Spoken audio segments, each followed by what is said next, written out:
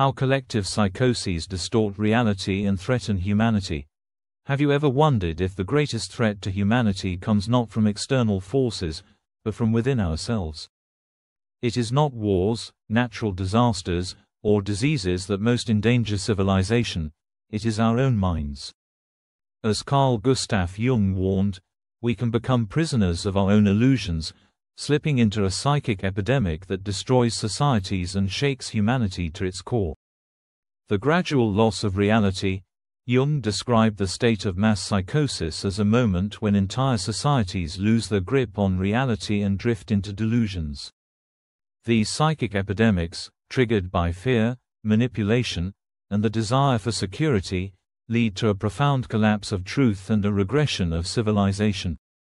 A chilling example of this is George Orwell's dystopian world in 1984, where reality is shaped by an omnipotent authority.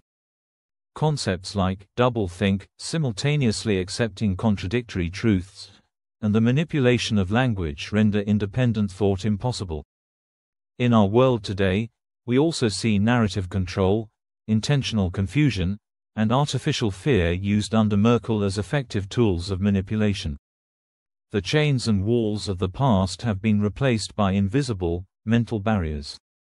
Ideas are implanted in our minds, subtly and lethally. Fear is the weapon of manipulation. Fear blocks critical thinking and makes us susceptible to manipulation. Totalitarian regimes have long exploited this dynamic, from the witch trials of the 17th century to the horrors of Nazism. Then, as now, fear is deliberately stoked to divide and control societies. Today, this fear manifests in new forms, through constant information overload and media stimuli that leave us no time to think critically.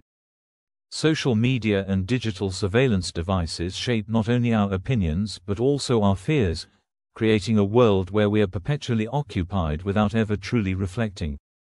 The danger of collective psychosis. A collective psychosis arises when fear distorts reality and people seek illusory solutions. Historical examples, such as the witch hunts or Solomon Asch's conformity experiments, or nowadays the climate change, demonstrate how easily masses can fall into a distorted perception of reality. Groupthink, information bubbles, and the erosion of critical thinking are the fertile ground on which such epidemics thrive. The role of technology. In modern times, totalitarian systems no longer require overt tools of surveillance. Our smartphones, social networks, and algorithms take on this role. They determine what information we see and what opinions are amplified, creating isolated information bubbles. This not only polarizes society but also undermines individual thinking. The path out of the shadows. How can we escape this invisible web? Carl Jung emphasized that reflection is the first step to healing. But in a world dominated by distraction and manipulation, reflection becomes a challenge. It requires conscious communities that support and encourage one another in the search for truth.